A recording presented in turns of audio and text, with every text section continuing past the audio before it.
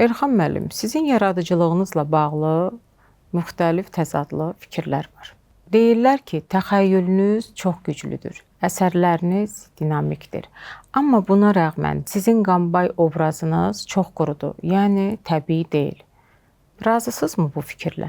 Əslində razı deyiləm. Quru özüm yaratmışam. Az danışsın, xəfiyyə xas olan obrazlardır bunlar. Biraz da qonaq sevən də deyil. 3 sualdan birinə cavab verir.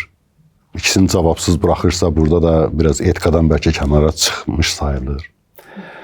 Ancaq bunu o qədər sevirlər ki, xüsusilə də qadınlar. Və qadınların bir psixologiyasında buradan məhz Qasımlının vasitəsilə öyrənmişəm. Qadınlar elə məhz qadınlara qarşı bir qədər soyuq, özünü soyuq aparan kişiləri daha çox sevirlər sanki. Çox misal çəkə bilərəm.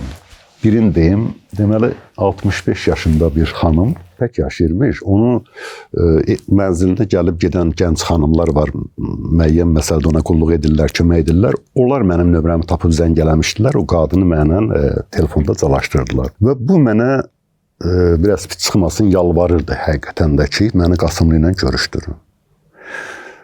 İzah etməyə çalışırdım ki, bu bədii obrazdır. Mən bunu sizinlə necə görüşdürə bilərəm? Axırda bir dəfə hövsələm daraldı. Dedim ki, xanım, siz Qambay Qasımlı haqqında bir 15 roman var da. Heç olmasa bir 5-10'unu oxumusunuz. Dedi, hamısını oxumuşam. Dedim, deməli bu insanı tanıyırsınız. Sizcə bu varsa, mən gedib ona desəm ki, bir xanım sizinlə görüşmək istəyir. O görüşər. Duruxdu biraz. Dedi, Elxan müəllim, xahiş eləyirəm, bax, heç olmasa beləliyin. Bir yer təyin edək, mən küçənin o bir tərəfində səkidə dayanım, siz maşınla gəlin, o bir tərəfdə bir bahanə ilə maşını saxlatdırın, o da düşsün, mən bu tərəfdən onu görüm. Sonra bir dəfə də görüşə gəldi, onda tək bir dəfə gördüm onu. Sonra romanların birində Qambay Qasımlı ailə qurdu, evləndi. Və bu qadın mənə zəng edib, az qala təhqiramiz ifadələr işlətdi və bir dəfəlik qutardı məni ilə də, onu ilə.